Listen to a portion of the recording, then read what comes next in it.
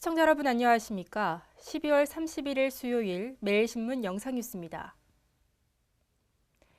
경북 영천의 한 농장에서 구지역 의심 신고가 접수된 돼지를 정밀 검사한 결과 양성 반응이 확인됐습니다.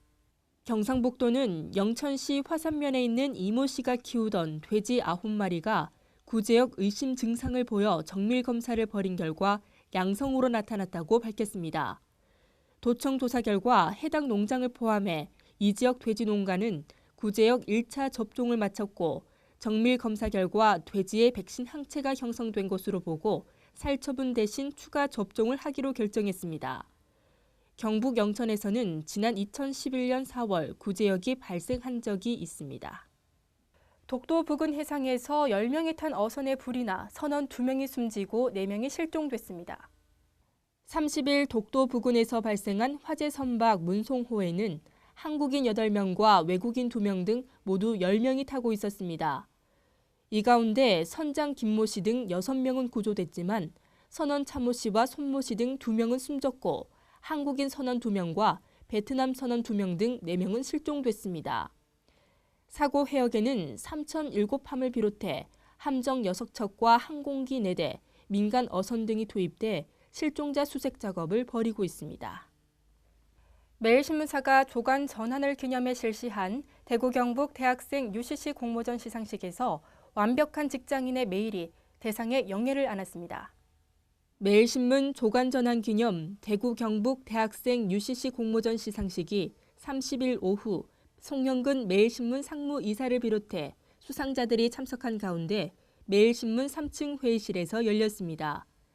대상에는 정동욱, 전성현 씨의 완벽한 직장인의 메일이 매일신문 사장상과 함께 상금 200만 원을 받았습니다.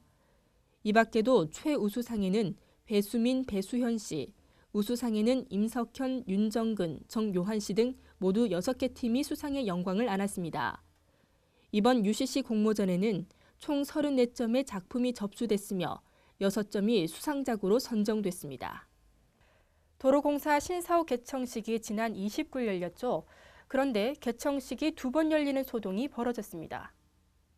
지난 29일 열린 한국도로공사 신사옥 개청식에서 김학송 도로공사 사장과 이철우 국회의원, 박보생 김천시장이 2번의 축사를 하는 소동이 벌어졌습니다.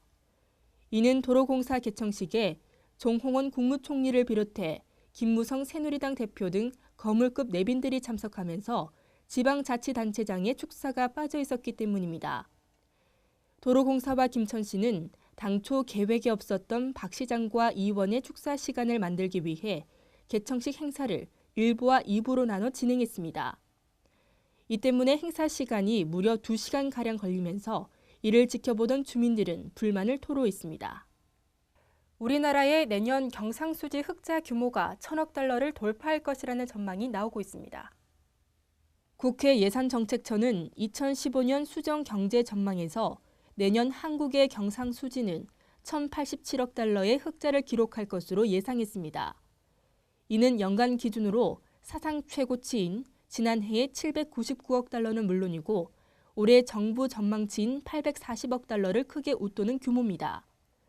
연간 경상수지 흑자가 1,000억 달러를 넘는 나라는 독일과 중국, 사우디아라비아, 스위스뿐입니다. 그러나 우리나라의 대규모 경상수지 흑자는 저유가와 내수 부진으로 수입이 수출보다 더 큰 폭으로 줄어드는 데 따른 것으로 분석됩니다. 올해 마지막 날인 오늘은 전국 대부분 지방에 눈 또는 비 소식이 있습니다. 이 눈과 비는 낮에 대부분 그치겠는데요. 하지만 낮부터 찬바람이 강하게 불면서 추워지겠습니다. 대구와 경북 낮 기온 4도로 어제보다 낮겠습니다. 한 해를 정리하는 가보년 마지막 날입니다. 2015년 새해에는 시청자 여러분들의 소망이 모두 이뤄졌으면 하고요.